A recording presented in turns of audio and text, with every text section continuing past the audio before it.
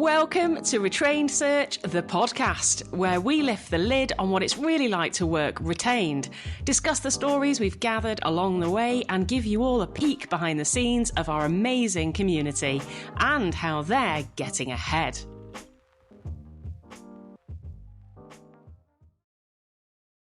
Episode 100 and not a clue.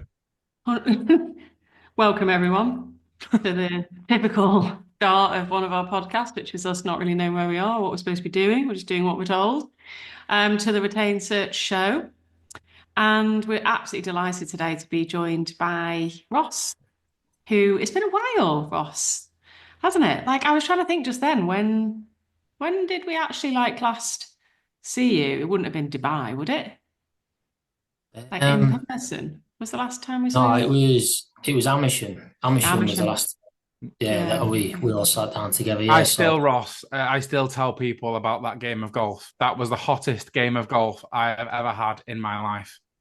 Yeah, was that Dubai? It was. Yeah, June in Dubai, and everyone was like, George, you cannot take customers to play golf in Dubai in June. And I was like, no, I can't. We're going to do night golf. It's going to be like 8:30. It's going to be dark. We're going to be fine. I think it was like 47 degrees at 9:30 at night or something like that with no wind at all. I don't think I've sweated so much in my life. No, that was just walking from the taxi to the pro shop, wasn't it? It was just so hot. It was great. It was great fun, but yeah, it was the warmest. If they could have turned the temperature dial down 20 degrees, it'd have been even more fun. Yeah. Oh, it was good times, really good times. What a trip. So for those of you listening, please, Ross, will you tell everybody who you are and introduce yourself and your business, who you are and what you do? Yeah, so I'm Ross Sanderson. I'm the Group Director of Solutions for the STR Group. We are a SME, a STEM-led recruitment business. We have 5 core business areas that we focus on. We've got an office in the UK, we've got a small office in the US and a small office in Switzerland as well. And we operate across life sciences, maritime, automation, engineering, architecture, and what have we got there? Yeah, that's the 5.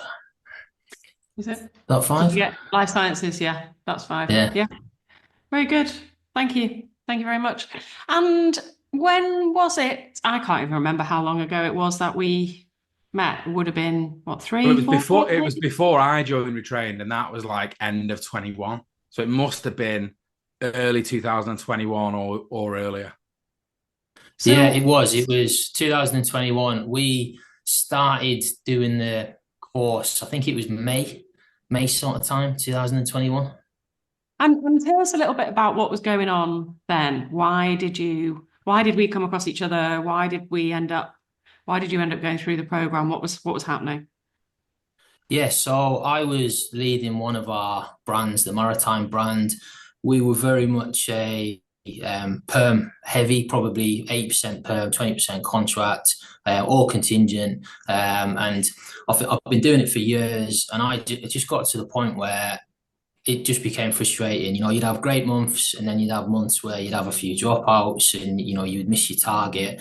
And it was just that kind of constant churn of contingent recruitment. And I remember a friend of mine said to me, they'd just done this course, and had I heard of Louise Archer? And this was obviously before you were the household name that you are now, and everyone knows who Louise Archer is. And I said, no, who's that? And he told me about the course, told me about the training, and I was like, well, that's what we need. So I sort of spoke internally to my boss, and the board discussed it and agreed that yes, this is the kind of training that we would be interested in. And then it went from there. We put a cohort through, of which I was I didn't do it. I sort of sat on it as the person from the business to make sure that everybody was doing what they were supposed to. But just by sort of sitting and listening to it all and watching it all, it was sort of a light bulb moment for me that this is, what we should be doing, and applying it to situations that I'd had over the years, working contingent roles, where I'm thinking, God, I could have done this then and it would have made such a difference, or this is how I could have pitched it and potentially tried to get that or work that opportunity. So yeah, that was sort of how we came to do the course. And so was it new for you guys? You weren't doing much or any retained work, were you, at the time? We'd done a little bit in our Okay. life sciences brand, but I think that was probably more deposit for exclusive rather than actually doing a full retained search. We were getting deposit and we were focusing on them and then trying to fill their roles. So we didn't have, certainly nowhere near the level of what we do now through, the doing the course and everything that's come since. So yeah, not really any. And so what was it like? Like, would you be able to share what happened really? And because it's really interesting, and I want to, because it's, as you know, Ross, it was similar to what happened to me, and it was in many ways. Can you share, like, with the audience what it was like, what happened as you went through through the course, and as you went and things started to happen in the business? Yeah. So we did the course. I was obviously embedded in our maritime brand. So we started to sell retained business within the maritime business and do quite well. Everybody agreed that we could then replicate this across the group. We sat down, we talked about it, and how we were going to do it. And I was really enthused, going to start working with the wider group. And then it went nowhere for three or 4 months. We carried on selling it in Navis, the maritime brand that I was in. But yeah, that was that kind of challenge, and I obviously spoke to you about it. I remember you telling me you got to create pockets of success and then start shouting about them, and it just sort of started to snowball. Once we won one in a different business and delivered it, and people started taking notice, and we started talking about it more at our monthly sales meetings and shouting about the wins and what we're doing, then more and more people were coming to me with problems, and yeah, it just sort of snowballed from there, and to the point where I was doing them across the whole group, where it became unsustainable for me to stay in my role as head of the maritime business, that I then moved into this solutions role across the whole group. So it was that really. It was just started with ones and twos, and then it just grew and into what has become single searches, projects, all sorts of different stuff that's all been retained, and implementing some really cool solutions with clients, which has been, yeah, it's been good. But yeah, it was definitely a challenge getting everybody to come on board, shall we say. Yeah, tell us a bit about that then. What was the difficulty there? What were the roadblocks for you? I think that the biggest challenge that we had was that it was people's perception of what a retainer was or what was going to be expected of them. You say to somebody, we're going to do this job for a client, we're going to get paid a deposit, we're going to put this process in place, and they'll go, yeah, that sounds amazing. But in reality, they were all like, oh no, I'm going to have to fill this job. If we do this, I have to fill it. And I hadn't identified that early enough, because everyone was telling me like, yeah, this sounds great. So once we actually sat down and spoke to people and was like, well, you're not committing to fill the job. Obviously, you hope you're going to fill the job, but what you're committing to is a process that you're going to implement. Yeah. With the client, that you agree that you're going to follow, and you're going to feed back all the information to them, which will allow them to make key strategic decisions around hiring for their business, which should hopefully result in a hire. But if it doesn't, it won't be because you haven't done what you were supposed to do. So you started addressing that with people, and then people then suddenly, right, okay, that makes more sense. So it's just kind of unpicking those kind of preconceptions around it. And there's always people that have done it a certain way forever and don't want to change. You have, and you just, as long as they're doing okay, you just let them get on with it. But yeah, it was that was the biggest sort of roadblock to overcome, was that kind of misconception that I hadn't even realized was there. I completely agree. I remember you sending me, and I found it the other day. I remember you sending me an email of, I'm going to have to find it, because it made me laugh out loud literally when I found it the other day. And I hope you won't mind me sharing this. And if you I do, know then what you're going to show. The one in you the can school edit group. it out. But you sent me an email saying, we've done some analysis this morning between retained and contingent, or you might have even put it in the group. Based on our fill rates and average fees, you would need to work on 120 contingent jobs in a year to bill 150k. You need to do 6.5 retainers to bill 150k. And yet I still have to work every day to convince people. It made me laugh. It's like story of life. I would always double check my maths because maths was never my strong points. But the message was obviously you have to work on a lot more contingent jobs than you do really retainers. And it's that obviously people, I think certainly with more experienced people, the way they sell to a client, it's their network and how long they've been in the market and how they've got access to candidates that other people have got. So they're the client sat there going, yeah, this sounds amazing. Like this person's going to find me these people. But then, of course, they put the phone down and they're saying it to 5 or 6 other clients, and you're working in that contingent space and that working all these jobs. So it's kind of getting people to pause. And yes, you're an expert, and yes, you've got this network, but you still need to implement these more robust searches when the client's got the challenge. It's not what you've got, it's what the client's challenge is. And again, it's that kind of further education around that. But yeah, when I sat those numbers out, I was kind of baffled, to be fair. But yeah, it's not like that now. I don't have to work quite as hard to convince people to do retainers or to work in that way. There was a guy, do you know a guy called Alex Hormozy? Seen him, he's the guy that owns School, the platform that we use, right? And I saw a video of him the other day, and someone asked him, can lazy people be successful? And he said often some of the most successful people are lazy because they don't work hard, like they work smart. Like their first thought is, how can I get from A to B as quickly as possible and as effectively as possible? And I kind of think sometimes people have this misconception that like working on a retained basis is harder. But when you consider those numbers, like just the easiest way from A to B and the fastest way possible absolutely. More often than not. Yeah, absolutely.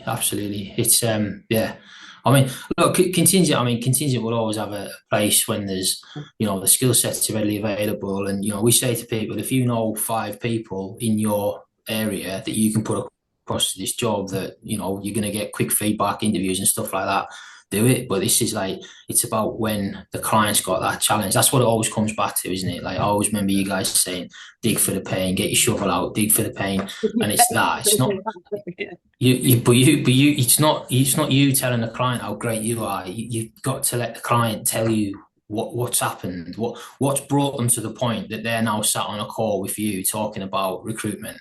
And it can't just be because they just want to give you jobs. There's got to be a story behind it, whether it's new, whether it's aged, whether it's confidential, whatever it is, there is a reason why that client needs help and you've got to find it. That's kind of the key thing. You start thinking about it like that and you're talking to people and they start thinking about it like that. That's when, things start to happen. That's where the word solution comes from in your job title, right? Yeah. The solutions guy.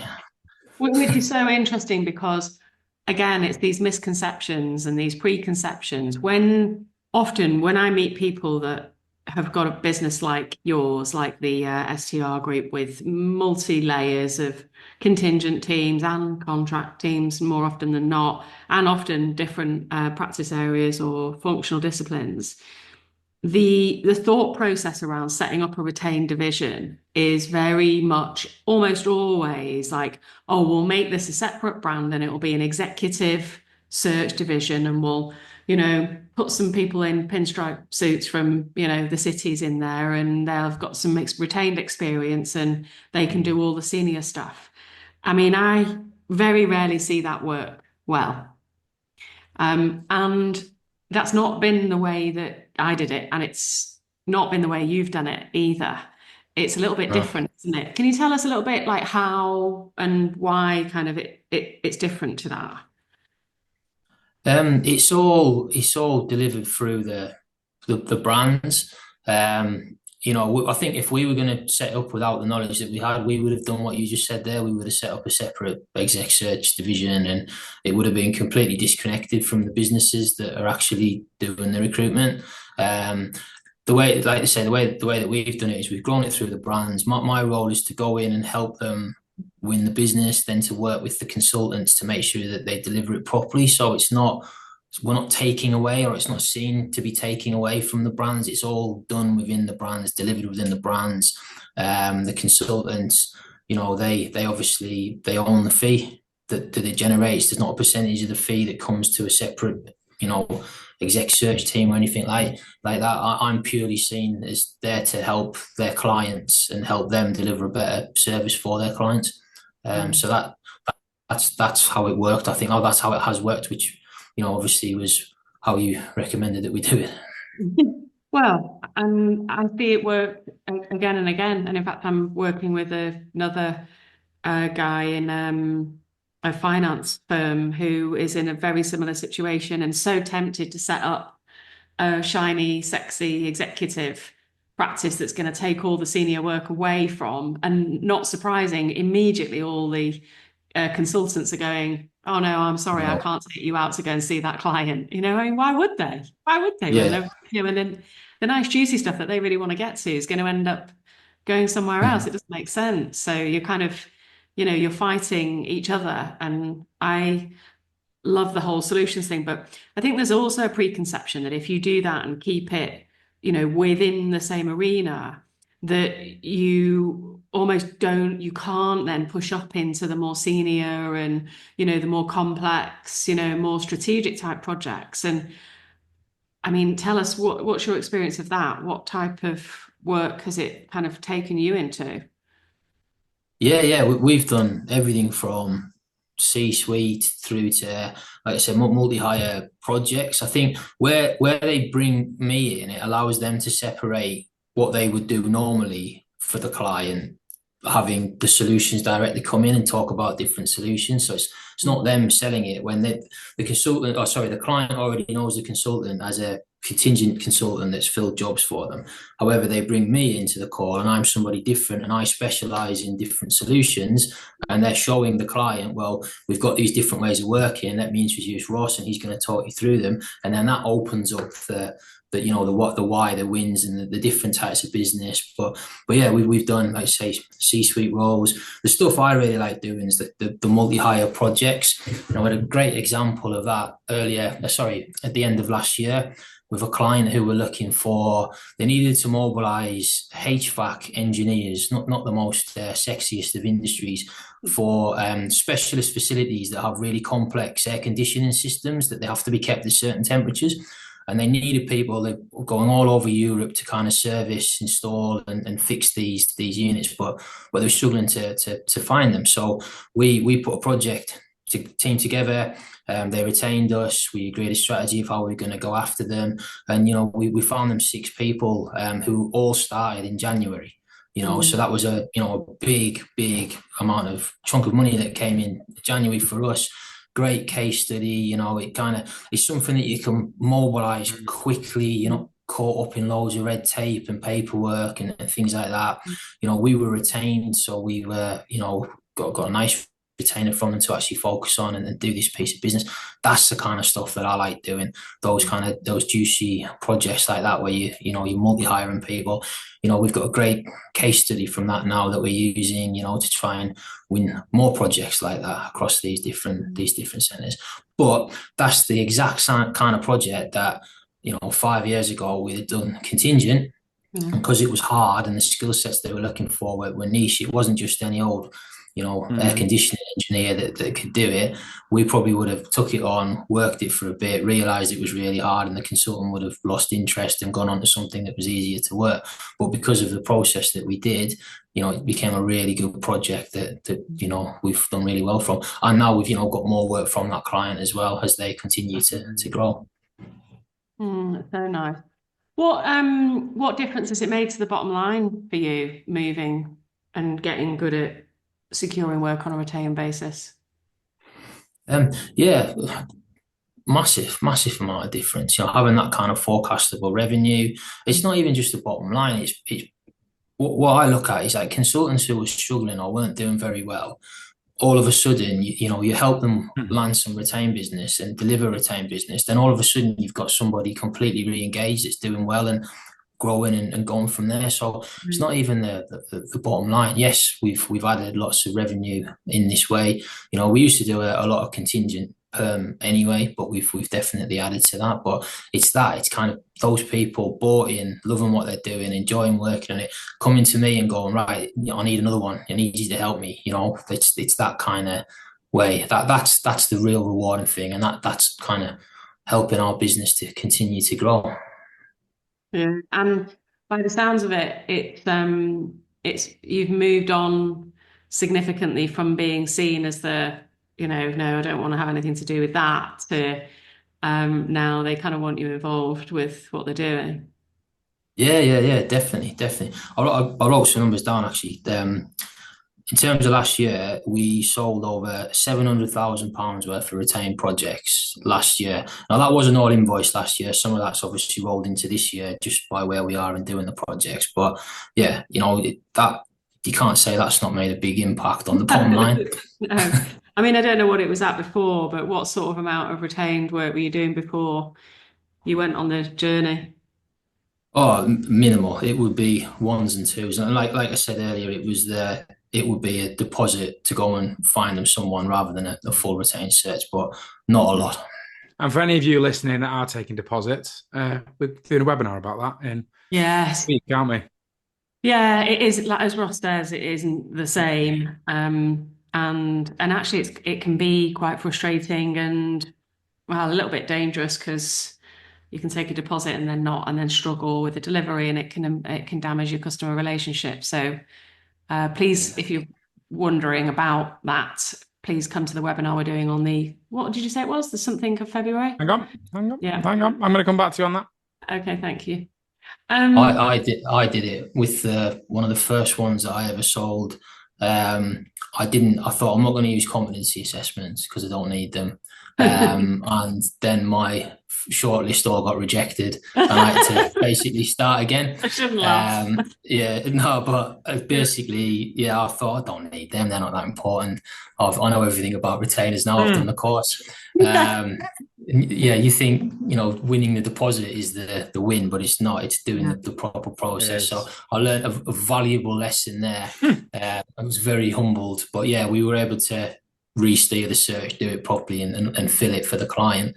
Don't just take a deposit and do a contingent search. Is my advice. Yeah. It's the 18th of Feb at 5 p.m. UK. So. Yeah, so join that. It's free, it doesn't cost a penny, and will be helpful.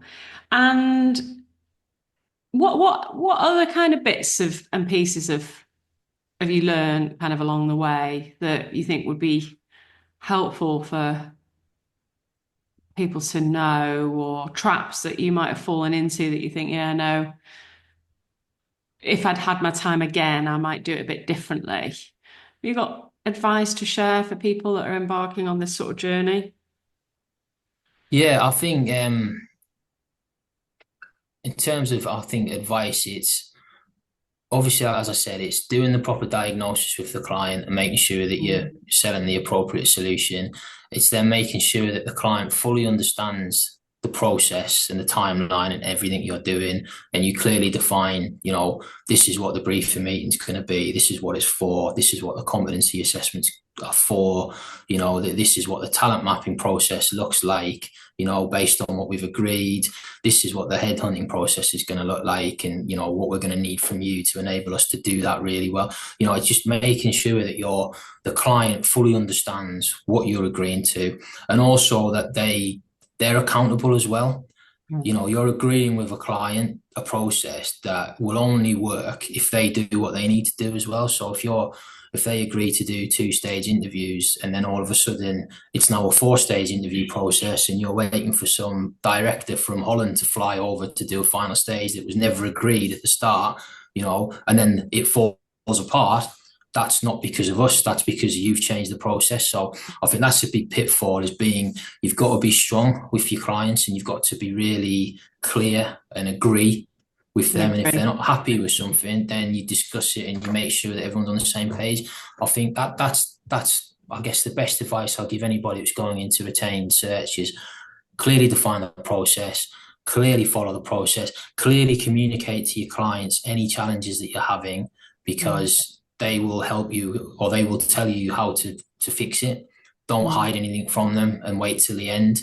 I think what I like to do is we like to present the long list to the clients and go through who we found, and then work on selecting the shortlist with them. And then obviously you shouldn't have a shortlist that's rejected anyway, but if they've picked their own shortlist, they can't then turn around and say that it's not right. So I think that's advice I would give people doing retained search. And don't be scared of it. Like don't be scared of, like, stuff will go wrong. Yeah, you're dealing with people. You're not, if they were easy to find, then they wouldn't either. So don't be scared of what will go wrong. Learn from it, feed it back to the client, and make sure that you're making decisions with their knowledge and input. And I mean, it's just music to my ears. I'm like, oh, Ross. I'm just sitting here thinking, God, Ross, you're good. Yeah, I mean, somebody's taught you well. And what was I going to say? I guess I was going to say, like, is that what you thought it was? You know, when you signed up when you thought, oh, let's get some retained stuff going on. Is that what you thought it was going to be? Like all this? I just think a lot of people underestimate the whole process side. They think we're just going to get a retainer and then get rich quick and dance off into the sunset. And they don't really realize the stuff that has to happen in return. Yeah. I thought the hard bit would be selling them. Yeah. And the hard bit is delivering flawlessly the process. You know, as long as you do your diagnosis properly with the client, then you can make a compelling case. Now, they might not buy it, or they might not buy it now. They might need their process to run on a bit longer before they buy it. But you make a compelling case. That is actually another challenge thinking about it. People would talk about it, the client would say no, and they just immediately defer to contingent because they wanted to get the job on. We're quite strict now on, if we offer a solution that we feel is right and the client doesn't want to buy it, then that's fine. They can go and do what they want, and then we'll wait. And they'll either come back to us or they won't. But we won't commit to doing something contingent if we feel it should be right for a retained process or engaged process. No, for me, I thought it would be getting a deposit from a client. That was what it was. Not without realizing, because I've been in recruitment for a long time. You know, retained or exec search isn't a new concept, so you hear of it, you're aware of it, but you just think, like, they pay you a deposit and you go and find them the people, and it's exec level, so it's just senior people rather than mid-level people. But I had no idea just what went into it. That's so good. I mean, it's helpful for people to listen to your story. I mean, is there something you wish you'd have known earlier? Is there anything that you've later learned and wish you knew earlier? Yeah, I wish I'd met you 10 years earlier and not spent so long doing contingent. It's ironic, Ross, because you wish you'd have met Lou 10 years earlier. If you'd have come 6 months later, you'd have had me instead. It'd have been even better.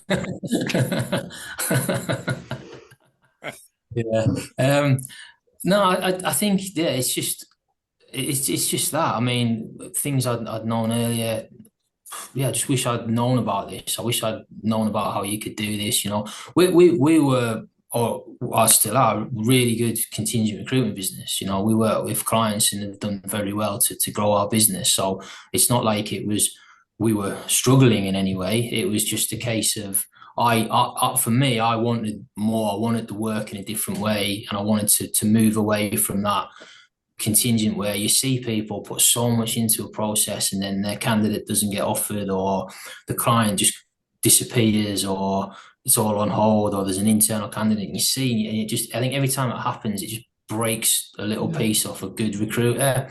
And I got to that point. Like, I was just like, I've had enough. I need to look to do a different way of working. Can I ask, Ross? Because I think often people talk about billings and how's it improved the business. You've got a young family. You talk about changing the way of working. How did it affect your family life? Has it? Yeah, I mean, certainly from the from the rewards, I mean, absolutely. I mean, for me, it's affected in that I really enjoyed my job running my team, but I also knew I'd reached the point where it just didn't fulfill me anymore. So from a moving into my job now and working across our group, it's allowed me to elevate in the business, which and everything that comes with that. So I'm happier in my job, ultimately happier at home. So yeah, yeah, I mean, obviously your earnings increase the more you climb up and the more you're doing and things like that. But it's never about.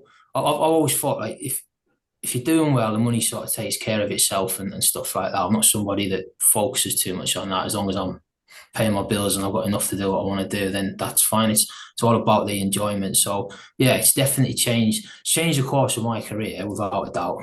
Like without a doubt. And now you have a horse or half a horse. Oh, the horse alone, yeah. And I didn't Yeah, persuade you on that at all. That was nothing yeah, to do with horse riding is an expensive hobby. I've got a little daughter now, Lou. You ever try and have the conversation with me about a horse?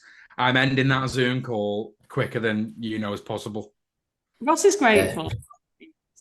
yeah. It was almost like Grace had briefed you before we spoke because it just came at like the right time and you just said everything. It was like, yeah. I was like, I'm trying to check her phone and see if she had your number. But yeah, no, things like that are nice that you're able to, do things like that for your kids. And yeah, my daughter's well into horse riding. My son's football obsessed. Um, Although he thinks he's a Liverpool fan, which will make Jordan happy, which makes me really sad. But You've yeah, raised him no, well, Ross. You've raised him well. yeah. He's football crazy. He's at that age where he's got like a million different shirts, different clubs, including a Sunderland shirt that he sometimes wears. But My yeah, nephew is, I think my nephew's 7. And my cousin, I sit next to my cousin at the Liverpool match, and he said to me, "Oh, it was a World Book Day in school. This was like, might have been 6 months ago. They go dressed as a character out of a book." He said, James, my son, came down with his football sticker book in his Barcelona kit and said he was Lionel Messi. And he's like, I had to explain to him, I don't think that's how World Book Day works. I like it. hey, Messi will be in a few books, I'm sure. Yeah, yeah. Um, I love, and we, having worked with you quite closely over the last couple of years, love the journey that you've been on and have seen kind of firsthand the transformation that you've made in your career, yourself, and your business. What's next? Like, what does the future hold? What does this year and the next few years look like for you? Yeah, just to continue to grow the business. We're looking to grow more internationally, so get more involved with that. I hope more involved with kind of the commercial aspect of the business, selling and client development and things like that, and looking at the way that we do things. Hopefully, adding in different solutions as well that come up that we see that will work for us. So yeah, just work hard, work with the other board directors and hope that but yeah, the business continues to grow and flourish and do really well. Yeah, good. Well, we Amen to that. wish you all the very best for all of the endeavours, and we'll always be here to help if you want a sounding board or advice. It's been such a joy to be a part of the journey. If people are curious about you, your story, your business, and want to reach out, can they, or are you kind of tied up with loads of stuff at the moment and kind of rather they didn't? Yeah, just drop me a message on LinkedIn. I'm on LinkedIn. So yeah, I'll respond to people if they have any questions. Cool. I know there'll be people listening that are inspired by the story and you and the business that you run. So please then feel free to reach out to Ross Sanderson on LinkedIn at STR Group. All right, folks, that's it for today. Ross, you've been an absolute star. Thank you so much for joining us. Thank you, Thank you, George, Ross. as always. And we'll see you next time. See you soon. Thank you. See ya. Well, that's another episode of Retrained Search, the podcast in the bag. Thanks for listening to our wild tales, LinkedIn controversies, and our top tips on how to sell and deliver retained search. Get involved in our next episode. Send in your questions and share your experiences with us by emailing podcast@retrainedsearch.com. And don't be shy. Connect with us on LinkedIn and come and say hi. We don't bite. Unless you're a Shrek firm, that is. We want to say a special thank you to our Retrained members for sharing what's working for them right now and innovating new ways to grow and evolve. It's an incredible community. If you're wondering what exactly we mean when we mention our communities, well, we have two separate programs. Our Search Foundations program is for recruiters who want to learn how to sell and deliver retained search solutions consistently. And we have our Search Mastery program. That's for business leaders or owners already at 50% retained or more and looking to scale and grow and structure their search firm. We cap memberships to these programs to protect the integrity of the community. If you want access, just talk to us.